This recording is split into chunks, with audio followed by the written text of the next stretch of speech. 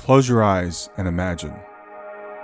What if the things in life that cause us the greatest pain, the things that bring us grief, are challenges? Challenges designed to help us grow, to ultimately become what we were always meant to be. We feel like we've been buried, but what if, like a seed, we've been planted? And having been planted, we grow to become a mighty tree. Now, open your eyes. Open your eyes to this way of viewing life. Come with me as we explore your true, infinite, eternal nature. This is Grief to Growth, and I am your host, Brian Smith. Welcome back to another episode of Grief to Growth. If you're coming back, if this is a first-time listener, welcome to Grief to Growth. I'm your host, Brian Smith, and I'm here to guide you through the complexities of life, helping you to understand who we are, where we came from, and why we're here and where we're going. Today, we're going to go into the realms of spirituality and personal growth with our guest, Rob Wykes. Rob is a man whose life journey took him from the physical structures of buildings to the spiritual structures within our hearts. From his early days traversing the landscapes of Europe, Iran, Pakistan, and India, to his profound work as a chaplain and a charity chief executive, Rob's experiences have been nothing short of transformative. His latest work is the book Pause, A Spiritual Power, and it also offers a gateway into understanding the separate existence of our spiritual life beyond our rational and emotional selves. In a world that seldom stops to breathe, Rob invites us to discover the spiritual pause, which is a powerful tool for transformation and clarity. But what does it mean to truly pause? We're going to talk to Rob about that. And how can this pause lead us not just to spirituality, but to a deeper understanding of our very existence? His insights challenge conventional beliefs and invite us to explore a spirituality that's not confined by religious boundaries, but instead is a universal human experience. So join us today for the podcast, and make sure afterwards to stop by grieftogrowth.com/community to continue the conversation there. With that, I want to welcome Rob Wykes. It's great to be with you, Brian. Really looking forward to spending some time with you. Yeah, I'm looking forward to being with you too. I saw in your bio you're a world traveler. Just to let everybody know you're in Abu Dhabi today. So but you live in the UK. So it sounds like you've had quite an adventurous life. Yeah, I mean, I consider myself incredibly fortunate, really. You know, we kind of travel through life, experiencing whatever the world throws at us. And sometimes it's positive and sometimes it's not. Sometimes it's good, sometimes it's bad. And usually it's in the moment that we're in whether we determine whether this is a good or a bad experience. Mm-hmm. But I think I'm very blessed that I'm able to stop and look back a little bit. I'm 61 years old, so I've got a few years under my belt, and it's just nice to be able to say, actually, life is often about a journey more than an immediate experience that we're in, which I think is what stalls a lot of people in life. We all can do it. We focus on our feet, don't we, rather than what's up ahead of us. Mm-hmm. I don't know if it'll help you, but I just share a little bit of my own background. Really, as you said, I come from I actually come from a place called Coventry in the Midlands, in the middle of the UK. And when I went to school, it was very interesting. I went to what was called a grammar school, but I went the year after they changed it from a grammar school. It may mean nothing to many of your listeners, other than to get into a grammar school, you had to pass an exam. It was really a way of selecting off the brightest and the best. Mm-hmm. And fortunately for me, that system ended just before I was going there. And I got in because I could never have passed any test that they would have set me. And it was a very interesting experience. So I did sort of 5 years at senior school, and I left illiterate, which was just shocking. Absolutely shocking. Both my parents, my mother and father, were semi-literate, very difficult. They found it very difficult to read, never saw a book in the house. So that's the kind of environment. In fact, my parents' motto was, as long as I didn't bring the police home and I was attending somewhere, they were happy. Unfortunately, I failed on both of those expectations on a few occasions. But yeah, so I went through school, and when I left school, I always remember, it's ironic that I'm here talking to you about a book that I've just published. Because when I left school, my housemaster, we called them, sat me down and he wrote the final statement on my report. And he wrote, Wykes, that's my name, Rob Wykes. Wykes is an amiable lad, but functionally illiterate. And he read it out to me, and I said, "What does it mean, sir?" And he said, "Exactly." Wow. Wow. He didn't need to say any more, you know. And also in terms of faith, I would say I grew up in a home with no real faith. My mum was a lapsed Catholic, and she basically she was made to go to the Catholic Church when she was a child. She didn't attend as an adult.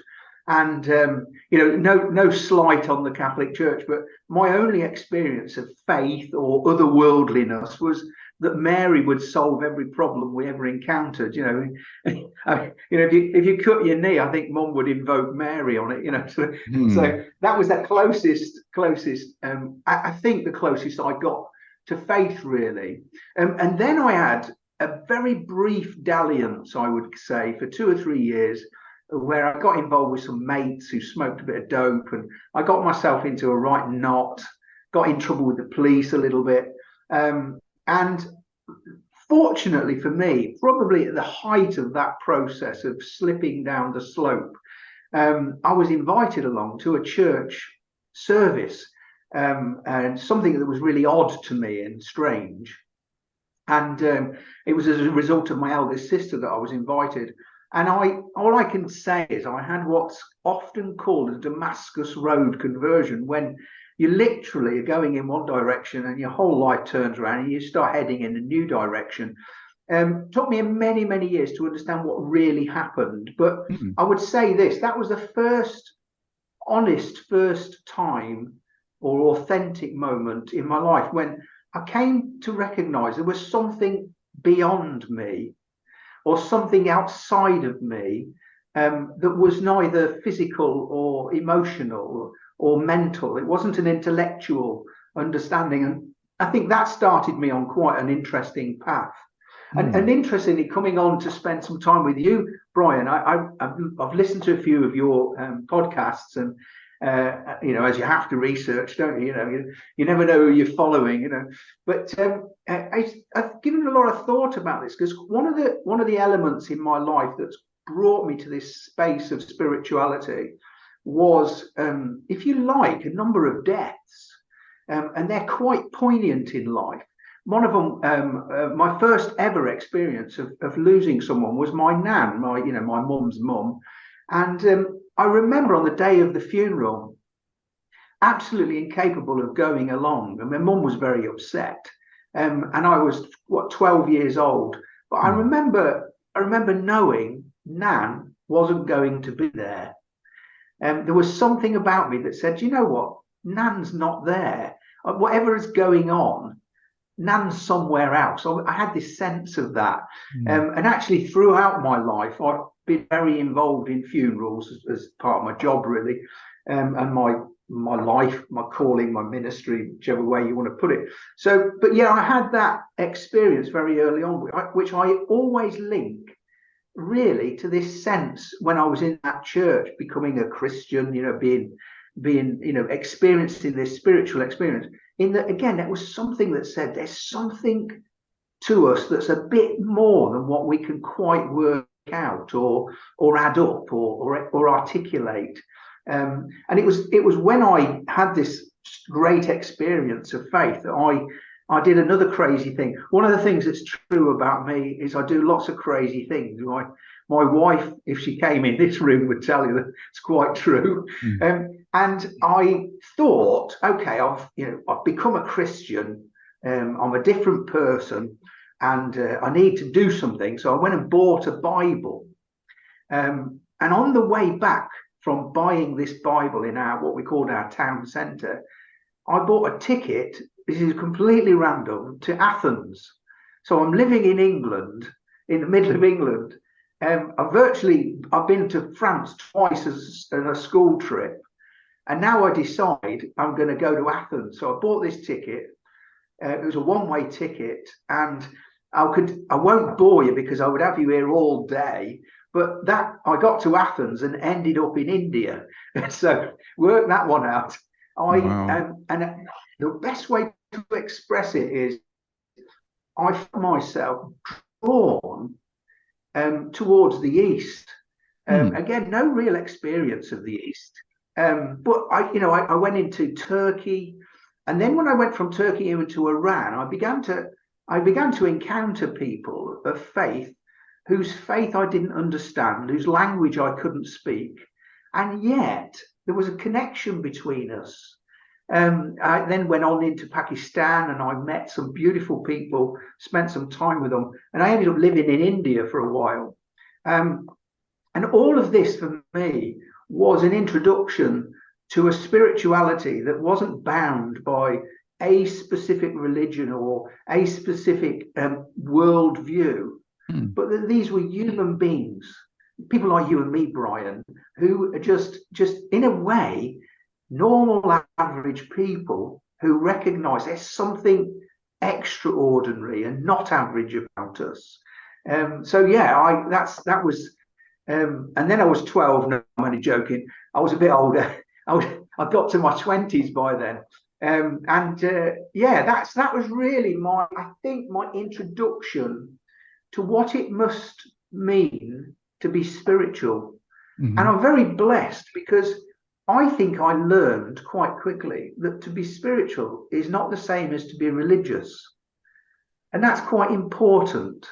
So it's okay to be religious. Many of us are religious people. Hmm. But that isn't spirituality. That is a route, or that is a rung on the ladder towards spirituality. So that's really where I began my journey of that I could articulate, I suppose. Yeah. So yeah, I returned to England. By the way, stop me if you want to stop me, anywhere along the line here. But I then returned to England and met a beautiful woman called Cheryl and fell in love and got married. And we got two beautiful daughters. I was in the building trade quite quickly. My whole family were in the building trade, Hmm. bricklayers and carpenters. But quickly, my wife and I actually felt that we wanted to do something with our lives that wasn't about generating money or being involved in commerce or business. So the only option we thought we had was we went to Bible college, and we went to a small college, like a theological college. Hmm. Spent 3 years there, got to know a little bit of knowledge, in some interesting people, and that's when I got offered the role and took it as the railway chaplain for the northwest of England. So I don't know if in the States you have chaplains. I think you must have. We do. You definitely will have prison chaplains and hospital chaplains. Well, we had an organisation, still do have an organisation, which is primarily facing towards the staff on the railway. And I became the railway chaplain for a huge chunk of England. It was the northwest of England. I couldn't possibly get around it all. And that's where I began to understand that people are spiritual and deep and longing. And in your introduction, you used a couple of phrases, just classic reminders. Where are we from? Where are we going? What's it about? Hmm. And part of my job was to listen to broken people. I remember, for instance, encountering a driver who had had a suicide. So some poor person had gotten to the end of their ability to cope with life and thrown themselves in front of a train. And of course, he was the one driving it, and probably until his last breath, he felt guilty. But you can't stop hundreds of tons of metal Right. at 150 miles an hour. But that frailty within humanity, that some people would say can never be fixed, and yet I discovered in time and with patience, and sometimes I remember that particular man. I would visit his house, and we'd get a cup of tea in his kitchen. He'd make a cup of teas, and we'd go and sit in his garden. And sometimes we'd sit for 30 minutes and never say a word to each other. And yet And when I come to leave, he would thank me for all that I'd said and done. And Mm. I think I haven't said anything, Yeah. because there's a connection, you see, there's a connection between us that we can't really grasp. And so, yeah, I also did a lot of funerals when I was the railway chaplain. By the way, I've taken funerals for 30 years, as again, part of what I do. And, Hmm. I sat with some interesting people. I remember one train driver said to me, I met him in a hospice. I know in the States you have hospice care come into the home, but he was in a place like a hospital, really, called a hospice. And he was, moving towards the end of life. He was in end Hmm. of life care. And his name was Trevor. I'll never forget him because I sat and he said his life was a waste. He'd done nothing with it, achieved nothing, and he was leaving nothing behind. And he was very depressed. And after about whatever 10 minutes or so, I said to him, "So will it just be me and you at the funeral?" And he said, "Oh no," he said, "I've got a family." I said, "Oh, all right." So, and I discovered he had 6 children. And if I tell you, Brian, one of them was the captain of a nuclear submarine. Two of them were head teachers in schools. They all of them Wow. were really captains of industry. They'd really done well for themselves. And here's this poor man couldn't see that that was his achievement. Mm. And again, it's just a reminder to us sometimes that do we have to be the ones that do it? Can we not be the ones that encourage something to happen? Hmm. And that's another great fulfillment in life.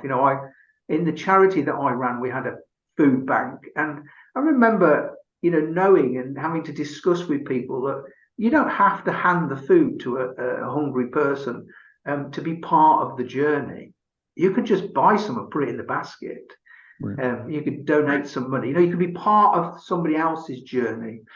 So yes, yeah, Trevor was a very interesting. And then one other chap that I think has been formative in my thinking. His name was Lee. Lee was I met Lee. He was a homeless guy, and had mental health problems, terrible drug addiction. His drug addiction was ultimately self medication. He often, because he was homeless, couldn't get his prescription for his mental health problems, and as a Mm. result, you know, he would get something from the street which would help him in a way, but obviously harm him too. And I spent a lot of time with Lee. He used to come to my office, and actually, I'll tell you some interesting stories about Lee. He used to come to my office and have a shower. I had a shower fitted in my office Hmm. so that anybody that came that wanted a shower could have one. Hmm. And so he used to come and shower. I remember once he came out of the shower room, which was combined with the toilet, and I'd heard some spraying sound, and he came out and he said, "I don't like your deodorant," and actually it was air freshener for the toilet.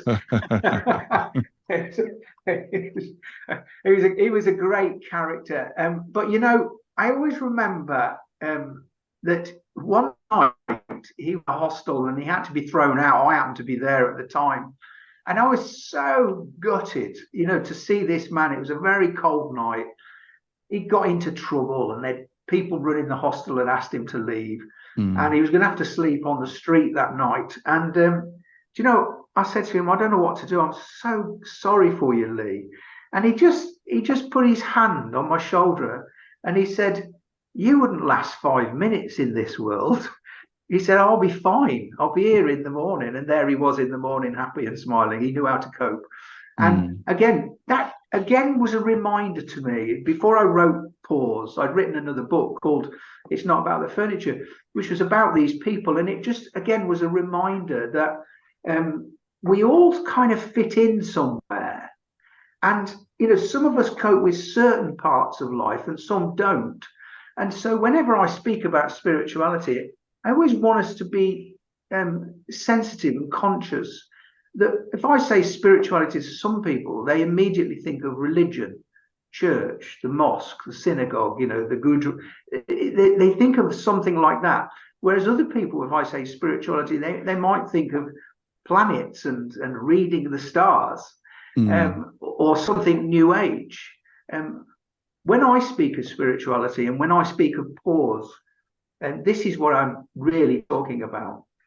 and this is the point of my book, that I believe that we are body, soul, and spirit, or body, mind, and spirit. That there are, I would say, I think we're pretty close when we think of ourselves as having three elements to our existence. Now, there may be 10, I don't know. I'm not, I don't know everything, but I think it's been useful for us in history, and it's been recognized that we often think of ourselves in that way of having an intellect that's capable of working things out, an emotional side that's able to feel, and then this bit that we don't know what to do with. And that's what my book is about. We just mysticism, the word mysticism and mystics, they're called that for a reason. It's because we just don't know where to put them, and we find it hard to categorize spirituality, because even now, I'm rattling away here talking about spirituality, and I'm trying to use words to explain something that doesn't operate in that field. It doesn't use our intellect. And that's why when I say pause, when I describe pause, there are moments in our lives when we allow our consciousness to take a moment, to take a break. And also we allow our feelings, our emotions to take a break. And often when we use the word pause, and I do understand why I selected this word, we probably think we mean stopping something, because that's what that word is most used for. And I don't mean that. I think when I use the word pause, it's not what I've stopped doing, it's what I've then entered into during that stop. So, and that's the mystery bit, because that's the spiritual realm. And I often say to people, if you have a moment of pause, some people will access it by meditation, by quietness. Some people will maybe use the phrase mindfulness, but the trouble with mindfulness is just in the word. It's about your mind being active, and pausing is about stopping your mind being active. But in that space is where we experience the essence of our being, that I believe, in a way, I believe will never die, because it was never born, because it's eternal. And that's where I think back to when I was a 12-year-old boy thinking about my nan, and I knew that body in that box was not my nan. And I could never explain where she was, but she still was. And that's what I mean by pause. Where does that soul exist, that spirit, exist in the universe? And that's really helpful to me, because it helps me to know that I will live forever in that sense. I'm, never going to cease to exist. The fact that you won't be able to see me or hear me, the fact that, there are people in my life that can't touch me, their emotions want me close, and their mind wants the security of knowing I'm around. But actually in their spirit, they'll be fine with the fact that I still go on. And that to me is what pause is about. It's not actually about death and life and heaven and hell or all those things. It's about knowing that as a human being, we are so much more than our thoughts and our feelings and our emotions. One of the first verses in the Bible that came to me as probably the verse that I most adore, and have held it very deep in my heart, and I didn't know why at first. There's a book called Hebrews in the Bible, in the Christian Bible. There's a book called Hebrews, and there's a very famous verse in it, in chapter 11, and it's faith is the assurance of things hoped for, the certainty of things yet unseen, or not seen. And some translations take that word or the phrase "not seen" and they rephrase it as, if I can remember the actual words, I think they rephrase it as not revealed to the senses. And so, and I know that because I read that in many different versions, and that to me again is a reminder that actually I don't have to feel it for it to be true. I don't have to understand it for it to be true. And therefore, if my spirit operates outside of my intellect and outside of my feelings, or without the need for them, then my spirit continues to exist whether I feel it or not. And that's really important for us, I think, as human beings, to know that there's this part of us which we find so difficult to explain. If you don't mind, I'll read it. I just read. There was a guy called Haphold who wrote on spirituality in the late 1800s, really, early 1900s. And he talked about mystics, and he said that the mystic experiences a world that's beyond, which is of something which through it, although it, let me rephrase it. What he actually said was, the mystic experiences a world beyond. It's of something which, though it is interwoven with the world around us, it's not of that world. It's of the eternal world. It's not the material phenomena. And I remember reading him and recognizing again, it's something outside of me, it's something beyond me, and at the same time, it's something within me, because it's my spirit that interacts. Right. It's my spirit. So yeah, I mean, I could give quotes all over the place. We all could do that, couldn't we? Quote from everybody else's book and everybody else's thoughts, which is very useful. I'm really kind of excited that I'd like your listeners, I'd like the listeners to acknowledge this. Sometimes we come to a revelation ourselves. This is not a cultish idea. This is that in living out our lives, maybe listening to people like yourself, Brian, and others, and reading and thinking things through, we do come to a place sometimes where we recognize, and there's an element of truth in that. And it's great when you recap. Remember at the beginning of me speaking, when I left school, I couldn't literally string a sentence together out of a book. Right. My comprehension was pathetic. My comprehension was terrible. I could try and read a paragraph. I wouldn't understand what I just read, because there were words I couldn't quite work out. And being able to read, I learned to read very quickly when I got into this spirituality and read of some of the great writers, Gandhi, great people, stuff about Jesus, great stuff. All these great writers that I came across, and the mystics, what you start to see is there's a grain of something that's in you that's in them. And you get on a kind of tide of truth, a wind of something which the scientists might tell us it's rubbish. The psychologists might tell us it's all in your head, Rob.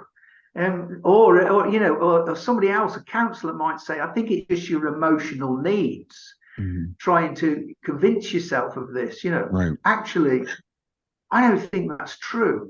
I think there's enough weight of people throughout history. Henry Nouwen talked, a guy called Henry Nouwen, who's a Catholic priest, who I love dearly. He's no longer with us. But he broke the mold. He practically got thrown out of the Vatican, which is always a good sign, isn't it? But Henry Nouwen prolifically wrote, and in one of his books, he talks about the desert mothers and fathers. And so, back in the 3rd and 4th century, these are men and women who realized that there was something profound spiritually that you could tap into, but they just couldn't do it in their communities. And so for them, they thought the answer was to go into the desert. That's why they were called the desert mothers and fathers. They would find a cave and they'd sit cross-legged, and listen in silence. The silence is the place. And I remember reading, he talks a lot about how the desert father, St. Anthony, was one of the most famous ones. They would go out to get away from all the noise, only to discover that the noise came with them because it was in their own head. And they had to learn to pause, to stop that conscious racket in order to enter the silence where they discovered their own spirituality. And what Henry Newen suggests in his book, and my book, Pause, Spiritual Power, is full of these ideas. How do I carry on living in a busy city? How do I hold down a job with a wife and 9 kids or whatever you've got? How do I live out my life and access this spirituality? Is it just for people that run off to the desert and join monasteries or whatever? And the answer is no. All of us can do it. I discover not far from my house, within 10 minutes walk, I found a little river where it seems nobody else wants to sit on the bank, which is really helpful. And I just sit and I listen to the water go past. Sometimes a bird will come and talk to me. And that's a whole other subject. Is the bird really speaking to me? Sometimes I lean on a tree and I sense there's something ancient and, again, deep and spiritual even about a tree. And in that place, I found my own desert. And that's where I enter my pause. There are famous people throughout history who have found these. And we don't have to go and sit under a tree like Buddha for however many weeks it is.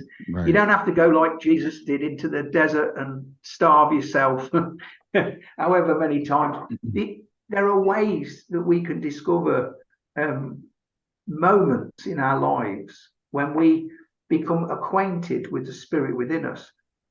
And it's really important because it's the acquaintance with the spirit within me that has allowed me to acknowledge that others have a spirit within them too. Mm-hmm. And, when I think of Lee, that homeless man, I don't know if I'll ever meet him again.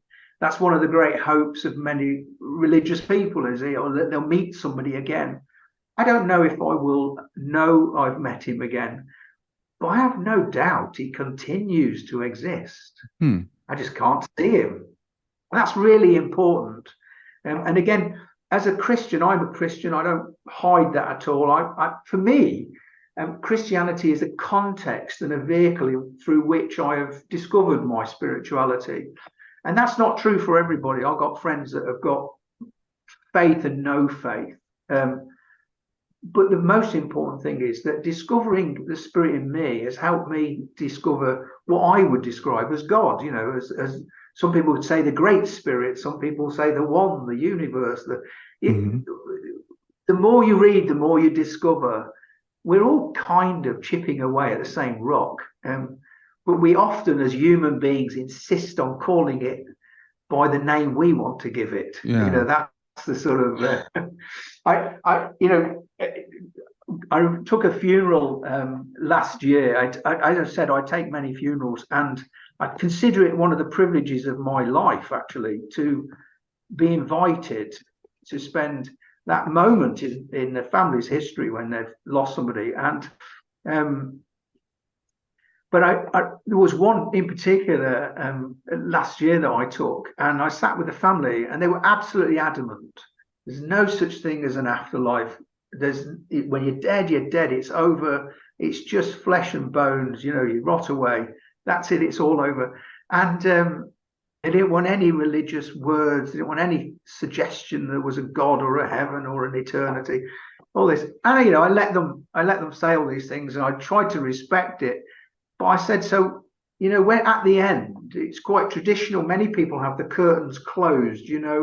If you're at a cemetery or a cremation, they have the curtains closed. And I said, do you want the curtains closed or open? And they said, oh no, we want them closed. We don't want to see the coffin afterwards. I said, and what do you want me to say when I hit the button to close the curtains? Oh, can you say he's at peace now? I said, no, I can't. I said, you've just told me he doesn't exist. How can he be at peace? Right. Please help me out, So we had a great conversation. And, that's where I started using a phrase.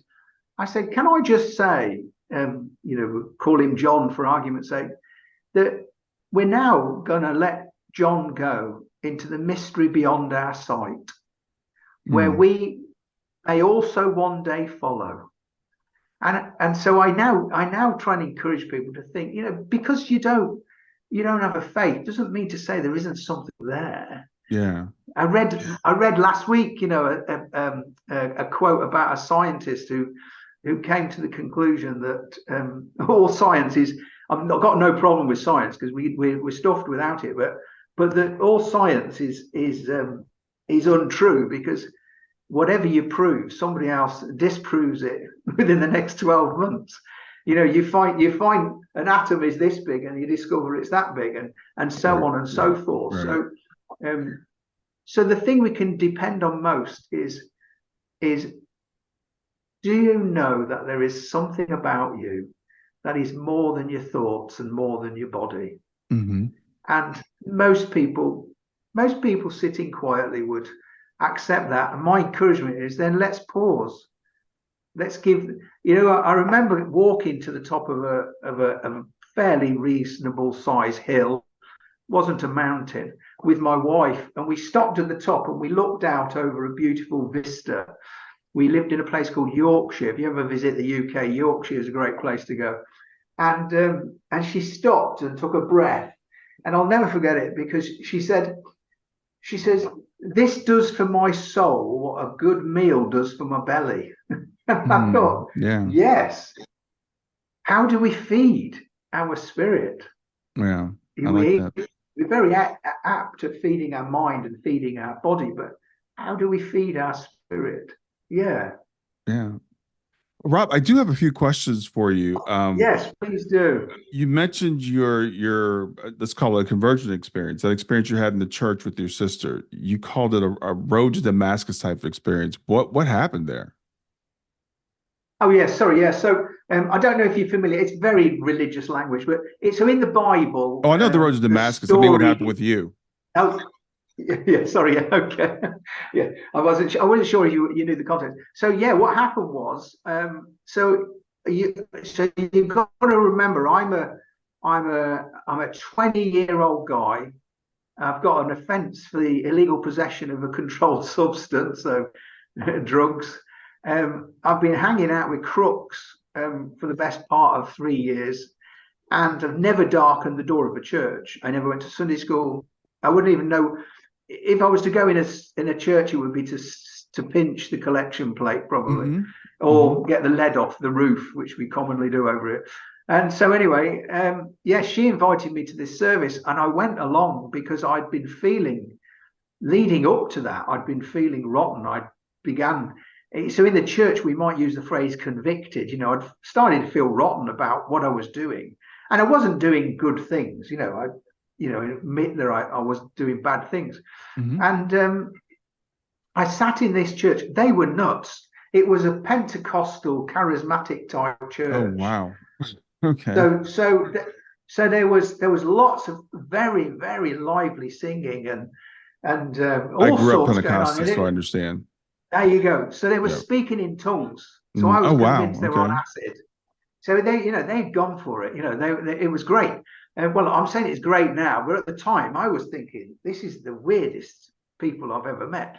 And Hmm. there was a baptism. It was a full immersion baptism. So there was Mm-hmm. a tank, and there was a young man, probably similar age, I think, if I recall, to me being baptized. And I sat kind of back, I made myself, I had a wall behind me, Mm-hmm. I didn't really want to get too involved. And they got this guy into the water. And I vaguely recall, I mean, you look back, it's been 30 years of it. I remember that they were asking him questions about, did he turn from his old life? Mm-hmm. Did he repent? The usual language. Um, and it was very interesting because I suddenly felt that I wasn't in the room. It was the most amazing experience, to be fair. I know I was sat on a chair. I know I could see the tank, and I know that I could see people around. I remember there was someone with a towel and all this stuff. Mm-hmm. And I just went. I was not in the room. I felt almost physically like I'd lifted in the air, and I was looking down or at what was going on. I wasn't part of it. and I heard. So I had a voice, but it wasn't an audible voice. Something that spoke, which I believe it was God speaking to my spirit. Hmm. And so it wasn't the language that you type on a typewriter, but effectively what I heard was, you will never be clean or right until you go into the water. Now, I didn't get baptized, but I had a burst of energy and an overwhelming sense of joy. Um, Maybe, some people would say I was having a breakdown. I don't think I was. I was nowhere near was I emotionally fraught, and I just had this absolute certainty. In fact, a certainty that I still say to this day is one of the most profound, authentic, real experiences I've ever had. Hmm. That God existed, that I had a spirit, and something inside me had connected with whatever that was. I will Hmm. use the phrase God. Um, and But I didn't get into the water. I just remember they splashed him under and then lifted him back up, and they started singing a song called "I'm Forgiven, I'm Forgiven," and it was good. And I went away, and then actually spoke the next day to my sister, and she said to me, I think what's happened to you, and it all kind of knitted completely. Hmm. I have to say something here that lots of people will find, I know they find difficult, is that I've had, that was 30 odd years ago, I've had doubts, questioned my religious belief structures. Hmm. I've I've questioned the church and which denomination, all this stuff, but I have never had a single moment of doubt that day I encountered my own spirit, and my own spirit Hmm. connected with what I would describe as God. I can't use any other phrase really. Yeah. So did you ever get baptized?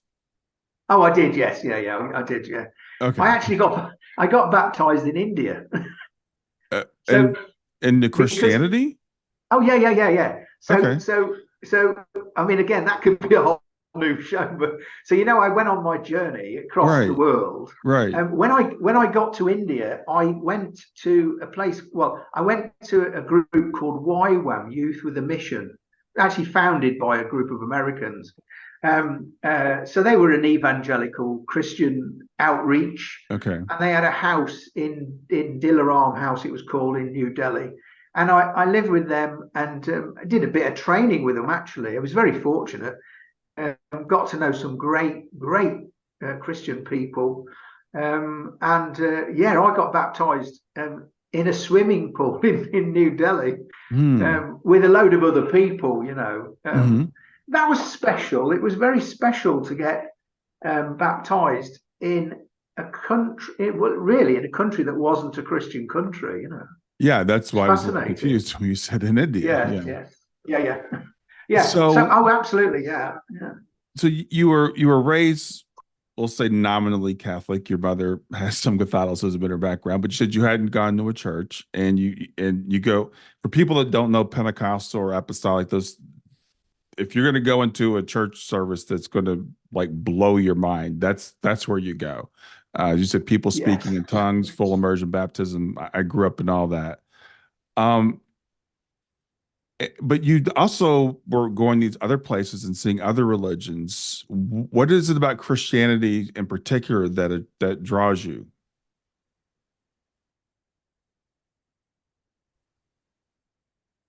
Just It's froze. it's the faith of my it's the faith of my birth, really, I Oh, guess. okay, You okay. know, in terms of spirituality, I mean, it's actually a very valid question, because I am utterly sold out to being a Christian. I have total respect for other religions, and I have studied other religions and looked at them. I I would say that I'm not confident enough to be so cocky as to believe that we're the only ones who've got it right, if Yeah. if that's okay. So as far as I am concerned, I absolutely am sold out to Jesus Christ.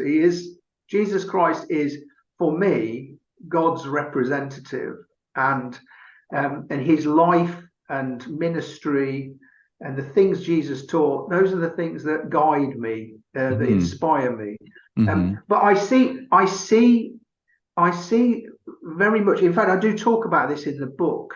That I see that my belief system, originally, I thought my belief system was my spirituality, and I then come to realize it isn't. Especially because some of your beliefs, when you start out, are not the same ones as you go a bit further down the road, are they? Right, right. You kind of, and so I then discovered that my spirituality isn't within the context of what I believe. I also got involved a lot for a while with, I suppose, probably 4 or 5 years into my faith, I got really into the emotional stuff, the Pentecostal, even charismatic stuff of speaking in tongues, of what do I feel, is this what God is saying to me, and I came to a conclusion that I was looking in the wrong place for my spirituality. I was looking at words in books, theological, intellectual stuff. And I was also looking in whether I felt God loved me or not. I mean, what a ridiculous thing to imagine that God's love for us is based on our behavior. You know what I mean? I mean, it's a no-brainer, really, because I'm not saying that we should behave badly, but I've got 2 daughters and 3 grandchildren, and I've got lots of reasons not to love them, but I'm never not going to love them. Do you know what I mean? So I think relationship might be an issue. Yeah. I want to just kind of pause there for a second, because it's the interpretation I believe a lot of Christians have, and you say, how could not God love me? Well, many Christians believe that God will eternally damn people. So that's why sometimes people come to that conclusion about Christianity, like, that could be problematic. It's very problematic. It really is very problematic. And of course, it does come down to interpretation, because I belong to I suppose, a growing number of Christians who accepts that the interpretation that we've always had handed down to us is quite binary, and Yes. And I think, for instance, we hook into the Old Testament, and I'm gonna sound like a complete heretic here. So we hook into the Old Testament in particular, and we draw a lot of what I think the Old Testament was recording as happened. And this is where I become perhaps a bit heretical, because Abraham said God told him to kill his son. He did tell us this after he didn't kill his son, and other things got in the way. Right. Do you know what I mean? So, I know that's not a very, people don't like that view of the scripture, but I think a lot of it is how we read the scripture. And why do we take the Bible, for instance, and read it the way that we read no other literature on the planet? Nobody picks up literature of any sort and takes it so literal, without engaging that, the hermeneutics around it. And it wasn't meant to be taken literally. Absolutely. The Jews didn't take it literally.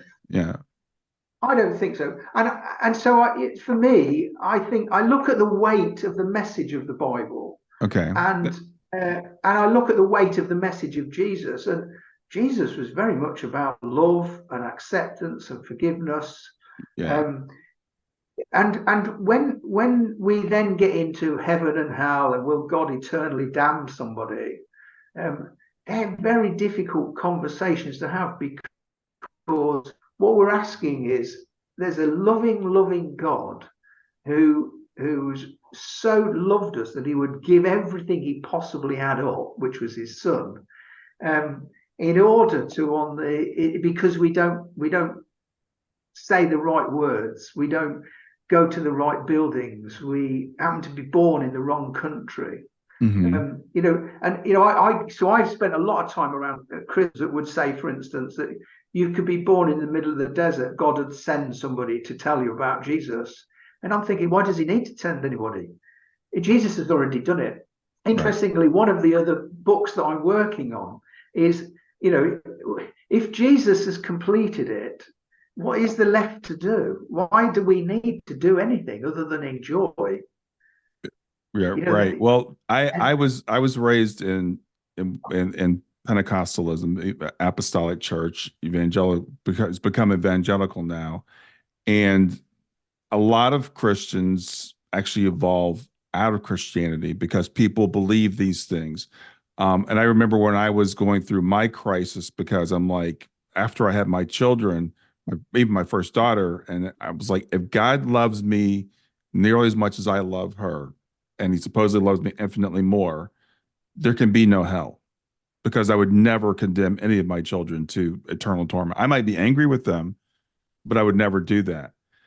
So I discovered a different way to read the Bible, like you're talking about, and I discovered this group. It's called Christian Universalism. And then yes, when I did my studying, I realized for the first 500 years of the church, that was the majority of the church. They believed just what you said. Jesus did it. Jesus completed everything. There's nothing left to be done. Everybody is redeemed. But that became a minority message in the church. So it's interesting how I think hopefully we're coming back around. yeah, I think so. And I also think that the assumption that people who are not Christians aren't accepted by God is a very tenuous one.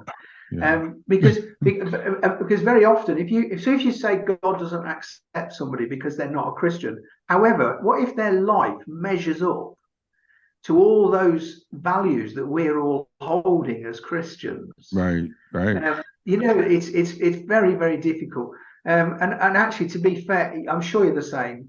Um, I've met some rotten people, and most of them were in the church, and Exactly. I've Yeah. and I've and I've met some really, really godly, gracious, kind-hearted people, and they never go anywhere near a church. So Yeah. it's Yeah. kind of, yeah, which in a sense is why in my book Pause, I've specifically aimed it not as a religious book, Hmm. but as a book for people that want to ask the question, is there more than just what I think and more than what I feel Right. to me? And there is.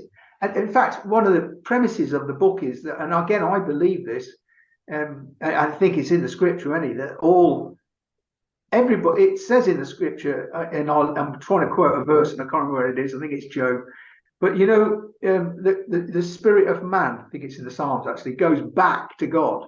Hmm. Whatever happens, the body goes into the earth and the spirit goes back to God. Hmm. And then you get entangled in. So the spirit's gone back to God because it was always his. The body's gone to the earth because it's always been matter. What's the bit that got saved that goes into this special bedroom, with Jesus? It's Right. it's kind of a bit odd. So yeah, I'm a great believer, and I'm quite clear in the book about this, that I think it's impossible to be human and not have a spirit. Yeah. And Yeah. I believe that that spirit is is actually it's a part of God. It's a gift from God. All human beings will be given a gift, and it's the spirit of God. And I And I think when I know you're going to challenge that, but just to clarify what I mean by that is, I think what we fail is that our conversation becomes too much about whether the theology adds up, as opposed to.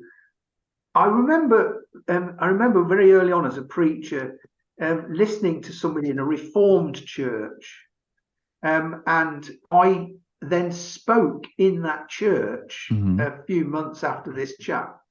And an old lady came up to me and she said, "You've just preached exactly the same message as this other chap." She said, "Except he spent all his time telling us about who's going to hell, and you spent all your time inviting us all to go to heaven." Mhm. And I think that's the message. There is no other message. God loves us. He's got a big heart. Yeah. There's room for everybody. And in a sense, universalism is saying it's hard to imagine why, if there's enough seats on the bus, why would God drive past and leave you on the side of the road? Yeah. Right. Right. Sorry, I I interrupted you, no, Brian. I did want to ask you, we have a little bit of a delay. I did want to ask you a question, because I think I heard you say, I don't know if I'm going to see Lee again. And I don't know if I'm going to see, maybe this person again. Um, I'm curious about this because doesn't Christianity teach that we are going to be reunited with our loved ones? Yeah, it does. Yeah. Well, it does, but in what way? What does that actually mean? Because it says we're going to be reunited, unless, of course, we've had six husbands prior. Which husband are we going back to be with? Mm, And mm, Jesus says, well, you're not given in marriage in the afterlife. mm, So what I think what I mean is, by that, I don't know if I will see them. It's not that they won't be there. It's that I don't know if we will require that acknowledgement, that conscious emotional awareness mm, that we've seen, that we're seeing that person. And I say that because I think I've come to a position. I'm probably a universalist, but I've come to that position where I have absolutely no doubt Lee will be there, mm, wherever there is. And I don't need to have that confirmed now or in the future. mm, So if what I'm saying is, if the reality of when I cease to breathe air is that my spirit will know or not know whoever I knew or didn't know here, that those things I think are, they're earth bound. mm. True, I would.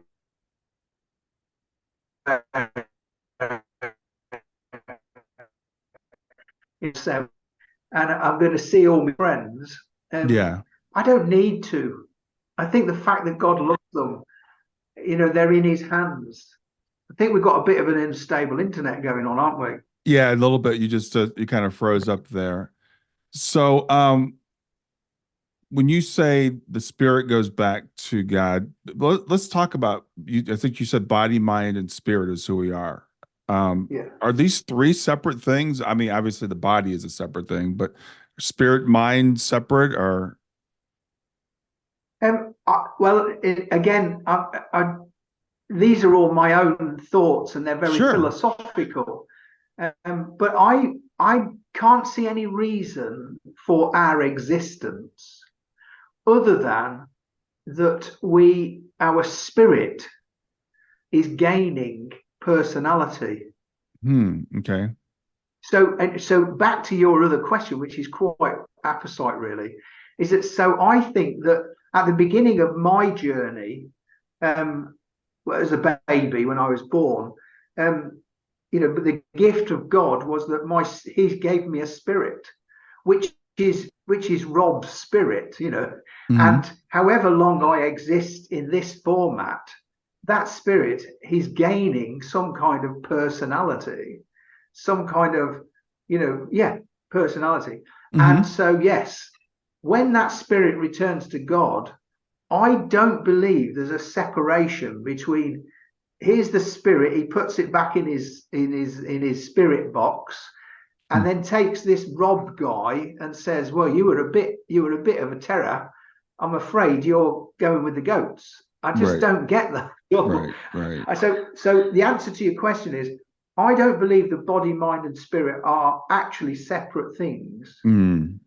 except I believe we don't get to truly understand our spirituality unless we begin to see them as operating in different realms, different ways. Right. In my book, I use an illustration really to do with this, and that's that, a young lady comes home from school, she's not right, and her mum says to her, has something happened at school? No. Have you fell out with somebody? No. have you got a test tomorrow you're worried about? No. Are you not feeling very well? Is your stomach not? No. What's happening is mum is going through all the categories that she knows to identify what's going on with this daughter. But actually, what if there's something going on of which there is no category known? Hmm. And so to explain that, what I say is, if you think of the spirit, everything we apply to it is a category to do with our intellect or our feelings. And I've just gone at pains to say, actually, your spirit doesn't operate with intellect and feelings. So Hmm. every time we try and interrogate our spirit mentally, what we're doing, we're trying to make sense of it with a category that doesn't exist in it. And that's another reason why I say to people, only you will ever know if you have encountered the spirit within you. Yeah. Yeah. You know, It's really interesting. I can. It's really Sorry, interesting go as on. we try to put language to these things. I'm reading a book right now, and this guy uses ego, unconscious, and inner conscious to kind of talk about these Yes, things. And he says the ego, which we would maybe consider our mind, doesn't communicate directly with the inner conscience. And I think this is kind of these concepts are really interesting because I don't think they're actually separate entities, but they're ways that we have to use to define it because there's something about being in the body and having the ego and having the mind where the spirit is, as you said, operates in a different realm. It operates in what we consider to be a non-physical realm. So we have to use this language to try like models. You know, it's like when you mentioned atoms earlier. Well, scientists used to tell atoms where these little balls in the nucleus, so the protons and the neutrons, and the electrons are little things circling around it. And that was a great model, but that's not the way that's not the way atoms really are. exactly. Yes, and we learn as we go along, don't we? Right. So, the other thing that's been interesting, thinking back to the religious side of things, is I tend to recognise that we're often manipulated through the emotional, mental, the ego. But we can't really manipulate each other's spirit because we Right. don't interact that way. Right. So I'm very conscious of that. There's something, which is why I kind of go back to that book of Hebrews, which I don't think we fully grasp, but Hebrews talks a lot about that spirituality that's deep and unfathomable, and it's not to do with the intellect. It's not to do with the theology. It's not to do with how we can work things out with our senses. Hmm. It's something beyond that, and that to me is what just keeps circling and circling around. I often say to people, if you seek a moment of pause, which we all do, to be fair, we're all looking for a moment within the spirit within us and away from the madness of the world. But if you seek a moment of pause, the reward is there with it. You don't bring something back with you. I always say, Hmm. if I've had a moment of pause, it does affect my day. It makes it slightly better, I'm sure. But I don't go and pause in order to bring something back with me to affect my mental world or my physical world. The fact that it does is a completely separate thing. Hmm. Okay. If that makes sense. Because my in fact, one of the other things I'm very, very conscious of, and I say very often, is my body and my mind can improve and deteriorate. And in fact, I know I'm only 61, but now I've got metal plates in my feet and screws sticking out. I know my body is deteriorating, but Hmm. and one day my mind and my body will deteriorate and cease to function. My spirit cannot deteriorate; it is complete in every way, Right. which is why I think the Bible says it goes back to God. It's probably the only bit that's left of us that goes back to God. Hmm. But I hold on to the bit that goes back to God. I am also my personality. It's now called Rob. Right. It Right. sounds a bit weird, doesn't it? But yeah. Of course, if we were Hindus, or even yeah, probably Hindus, but or of other religions, we might just say that your body goes into the ground and becomes energy. It never ceases to exist. Hmm. Our thoughts, particularly now we're articulating them, are retained within the human family. Yes. So in a way, nothing ever ceases to exist. Right. But I think you and I are really interested, well, not just you and I, but folk listening too. We're really interested in this extra element of our existence that's not going to deteriorate, not going to cease to exist, not going to disappear from sight. It's going to continue for all eternity. Hmm. And I think that is what the Christian message is, and everything else that we've hung around the sides of it, of mechanisms to keep the church going. Hmm. Absolutely. To the end. So, and I say that with, I love the church. I love Christianity. I'm a Christian, and I've got brothers and sisters, in the family of Christ. Hmm. But I'm not fooled by the reality that I don't need to put my money into a little box, or I don't need to tick a box and turn up every Sunday. I don't need to stand on a corner with a placard, tell Hmm. everybody what I think they should do.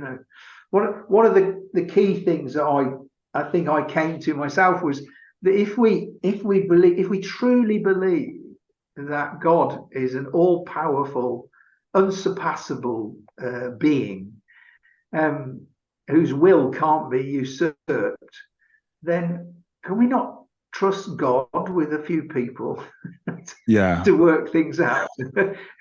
That actually reminds me, I always plug this book whenever I can. There's a great book by a guy named Thomas Talbot called The Inescapable Love of God, where he makes a philosophical argument for universalism. It's biblical, but it's also philosophical. And he makes kind of the same point you're making, because there's always been this argument, well, if God's all powerful, then he should be able to save everybody. If God's all loving, then he would want to save everybody. But the church tells us that he's both of these things, but he doesn't save everybody. And that does not line up. And so the message of universalism is God is all powerful and God is all loving. Therefore, he will save everyone. And that's just a real short synopsis of it. It is, and that's because they often, and I think we all to some extent, get tied up in justice. That God is also all, he's perfect justice. So his justice has to be satisfied. There's all this language. That's why you get sacrifice and all this stuff. But my view is Christ came. He solved the problem. I often use this description that Jesus didn't just make a way to heaven. He ripped the door off. Mm-hmm. So he's not standing there letting somebody in and letting somebody out. Yeah. There is no door. There is no restriction. And of course, there are lots of verses that you can always hang on a verse here or there, but ultimately, his sacrifice was for all time. Yeah. Yeah. Yeah. Well, Nobody he was says, left out. upon this rock I'll build my church, and the gates of hell will not prevail against it. And people don't realize that gates are designed to keep things out. They would build gates around the city to keep things out. So he's like, I'm smashing down the gates of hell, is what that verse actually means. Yes. So anyway, I could go on and on about this, but Rob, Yes. I really enjoyed having you here today. So remind Thank people you. the name of the book and where they can reach you. Yeah, sure. So the book's dead simple. Pause, a Yeah. spiritual power. And my name's Rob Wykes. You can get it on Amazon, or if you just Google my name, Rob Wykes, pause, it'll all come up. And you can get it in most Barnes and Noble. You can get it in most bookshops. Yeah, and my email address is pause, Pause, Mhm. at robwykes.com. Awesome. Well, Rob, thanks for being here today. Thanks for sharing your insights Pleasure. with us. It's been a pleasure getting to know you. Thank you. It's been great to get to know you too, Brian. Yeah, All God right. bless you. Enjoy your afternoon. And you.